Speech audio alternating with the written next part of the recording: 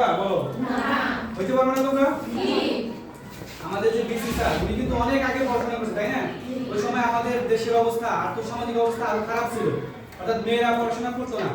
এখন আর তার চেয়ে ভালো হয় না এটা হচ্ছে তাহলে ওই সময়ে স্যার পড়াশোনা করে যদি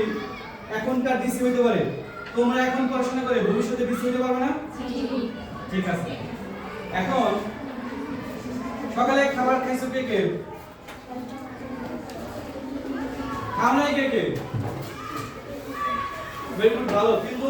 কয়েকজনের খাওয়া নাই না খাওয়ার কারণ কি না খাওয়ার কারণ কি না খেলে কিন্তু অ্যাসিডিটি হয় জানো কেন সকালে অবশ্যই কিছু খেয়ে বের হতে হবে এই যে 2-3 ঘন্টা পরীক্ষা দিছো না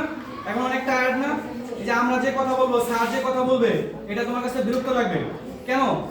তুমি তো সকালেই খাও নাই তোমার স্বাস্থ্য ঠিক রাখতে হবে স্বাস্থ্য সকল সুখের মূল নাম শুনছো এটা কথা শুনো নাই এটা যে অসুস্থ হয় সেই বুঝতে পারে যে সুস্থ থাকে তার কাছে এই কথাটা কি নাই গুরুত্ব নাই